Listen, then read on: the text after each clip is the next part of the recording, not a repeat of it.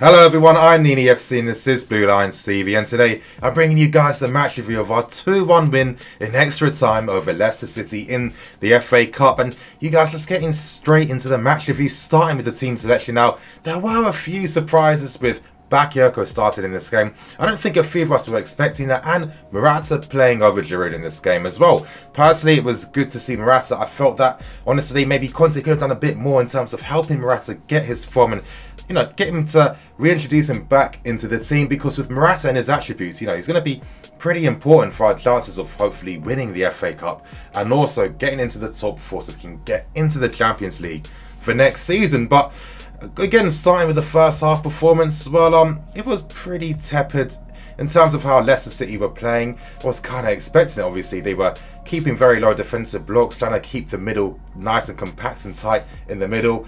And of course, you know, obviously using their back four, wanting Mahrez and I think Albrighton to drop deep as well to help support their fullbacks to create a back six. But I had a feeling that our wingbacks would get quite a lot of joy in this game, and we were seeing that in the first half. You know, Alonso and Moses were getting in very advanced positions, and that was due to the fact that, well, Mahrez doesn't necessarily track back as well. So of course, we were creating the overload, so that was stretching Leicester City in the first half, and we were able to get our wingbacks into the game and thus obviously get onto the ball a bit more. But again, the talking points from the first half, I'm going to start with Bakayoko. Now, Bakayoko, it's been a while since he's last played.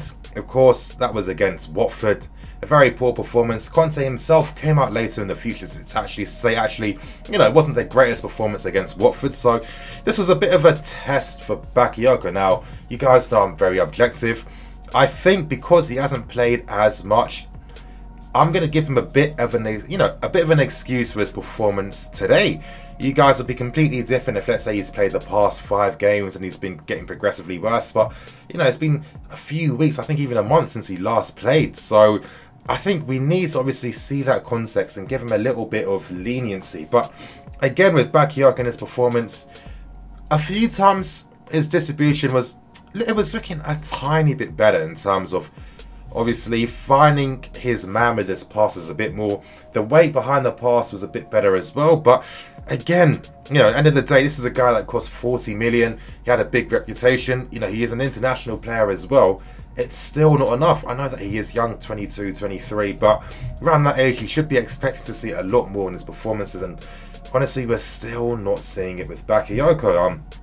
This thing about athleticism in this country, for example, baffles me. I don't understand why teams look towards the physical attributes over the passing and the technique. And, you know, I mean, it makes sense because, you know, very rarely do teams in this country have their midfield dominating the game, and there's a reason for that, because most of them aren't as good as how they used to be. And I don't know, I'd say this because I'm thinking, why did Conte start Bakayoko in this game? Personally, I would have started with Fabregas, because with his passing, how he obviously sets the tone and sets the pace with how we play, it would be much more beneficial. I mean, I do understand he's thinking it's good to try and get Bakayoko back into some form, but in this game today, he didn't really show anything. I think the amount of times he was losing 50-50s, and I think in particular, that's going to annoy Conte the most.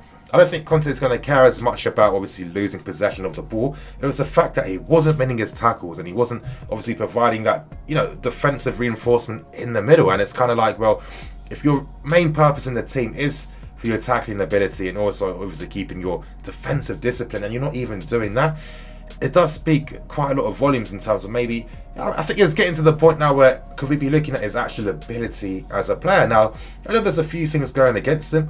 Maybe it's not fair of me to even bring up this discussion just yet. I mean, in my opinion, you guys know my thoughts. I've always thought he was overrated in general. It's not a bad player, but he was never as good as what people were expecting. And I think maybe that's why he's suffering a bit more in terms of maybe the high expectations that were put on him. But again, you can see literally after the second half started, he was subbed off straight away and Fabregas was on the pitch. But, you know, even then, you guys, you know, moving on to Morata's performance in the first half, it was a much better performance. I think we have to say that. I think with Morata, obviously, you know, his application was better in this game. I mean, he was constantly getting fouled, especially from behind. Morgan and Maguire had a threat, and you know, he was struggling at times, but he wasn't shying away, and that was interesting for me to see that, because I was getting some type of, you know, he was reminding me of early season Morata. Now, again, it's not Drogba in the air, but he does fight for balls in the air and he does challenge defenders. We haven't been seeing that for a while, but in this game we were seeing that. And that gives me, you know, that made me realise something. Maybe Morata's back injury is healing. Maybe he's fully fit now. He's not being impeded by that back injury, and maybe this is why he was looking much more physical in this game. Yes, he wasn't necessarily winning every 50-50, but it was that application of obviously doing his job and sticking with it. And honestly, it was good to see him score a goal. Now, great piece of play by Willian. And I just think throughout this game, really, we didn't really do enough to really get Willian and Hazard in the game as much. But what do I keep saying about Willian, you guys? His ability to drive through the middle. And of course, driving through the middle, playing that perfect weighted pass to Morata. And it was a great finish by Morata. I mean, we've seen him miss chances like that throughout the season. So it was good to see him bury that. And hopefully that's going to help his confidence. I think, you know, his first goal in 2018. He needs to score more before the season ends. But I'm hoping this is going to be the kickstart, you know, for a more confident Morata. But anyway, you know, moving into the second half, and in terms of the second half, Leicester applying a bit more pressure, but you know, it comes in tandem with us, of course, you know, sitting deeper, dropping deeper as well. And again, I tweeted this earlier, there's a correlation between us, you know, we dominate possession, you know, we play in our opponent's half, we're controlling the game, and then obviously it's due to the system and the tactics. We just revert back and keep that low block for no reason. And the amount of times we've conceded goals like this because, you know, we're giving attacks to Leicester. For example, in that first half, they didn't create anything. Vardy was on the periphery, our midfield was on the ball. You know, we were playing in their half.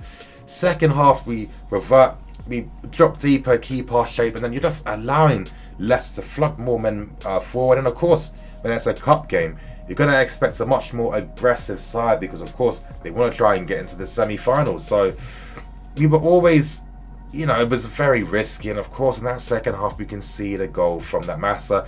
Unlucky. I thought Caballero today was very good, actually. And he's been a very good backup keeper. And he's actually been a very good signing. So I can't fault him. Of course, he'll feel personally frustrated because he did so well to deny so many efforts on goal in that time. But, again, it wasn't to be. I just think, you know, it's just frustrating because we're not very good on the counter-attack. Now, last year, we could get away with it more because we had Diego Costa, so that makes a difference. And Costa's fantastic on the counter. But even then, we still weren't great on the counter-attack last year. We've got even worse this year because we don't necessarily have that physical focal point to actually hold the ball when it's passed through the middle. So that does come to harm us because we constantly lose possession because our counter-attacks break down. And, you know, KANTE himself has said that, you know, he's not a counter-attacking manager.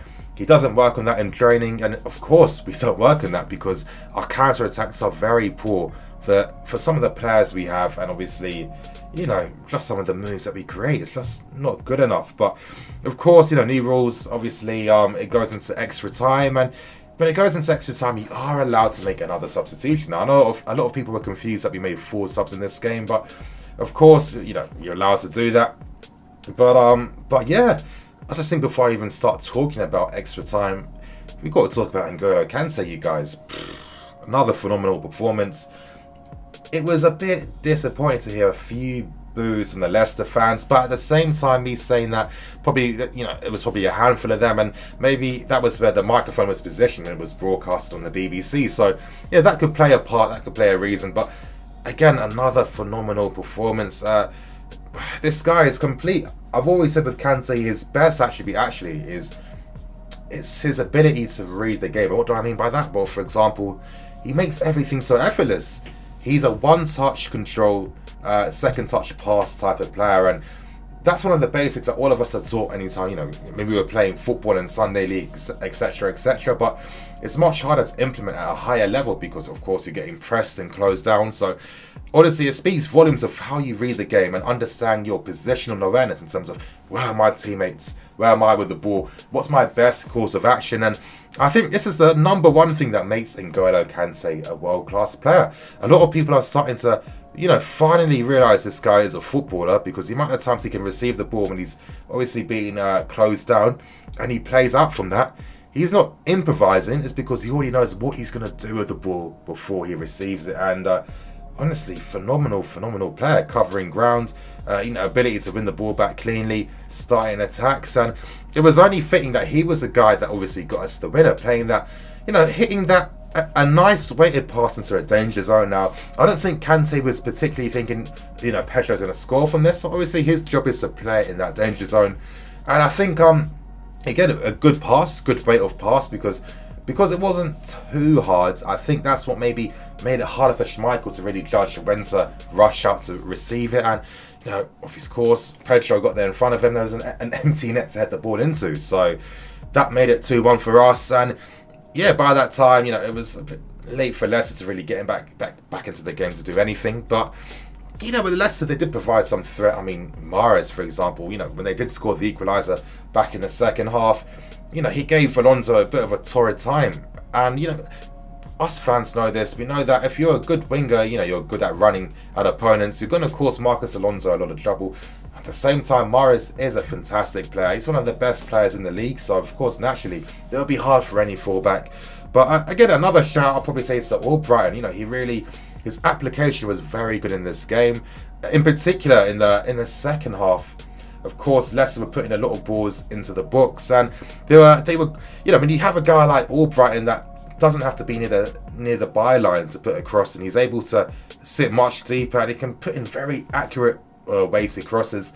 It does make it very difficult in terms of closing them down and obviously defending against the crosses, because of course he's crossing with time in his hand to obviously play a much more accurate cross. But again, he was very good. Another talking point was Victor Moses. Now, we saw some of the amazing stuff and some of the average stuff from Moses in this game today. Defensively, I thought he was phenomenal. I mean, the amount of times he was single-handedly stopping attacks, this reading of the game. I think defensively, he's a fantastic player. Honestly, defensively, he's one of the best in this country for sure. You get that confidence that no one's going to get past him down that side. Even then, in terms of maybe his attacking contribution, it wasn't necessarily as precise as it could have been. But you guys know my thoughts and opinions. I feel that in terms of our wing backs, it is much harder for them to really get into the attacks and obviously provide something, because we aren't necessarily the most fluid team. We are a bit too rigid, and they do get double marked a lot of times, so it is harder for them to have that attacking contribution. But even then, Tams and Moses should have been doing better in the final third. But yeah, you guys, I think, obviously, this was the win we needed to kickstart some form for the season, obviously get into the semi-final. Hopefully, this can be the year for Conte that he can finally, get his first trophy. That's what we're needing right now. It's going to be interesting to see who we get in the semi-final. Hopefully, it's Southampton. I'm praying that's the case. That means then that's an easy run in to the final. But yeah, you guys, we did it. 8 more games left now. This is the type of win we needed. As I said, the Spanish contingent came to the rescue, Pedro and Morata. And yeah, you guys, we've gone through. But that's going to end the match review for today. Tomorrow, I'm going to be releasing the 5 talking points from the game today. So definitely watch. I'm going to be getting in more depth in terms of some of the things that were happening in this game. But anyway, you guys, thank you for watching. I'm the FC. This is CWANless TV.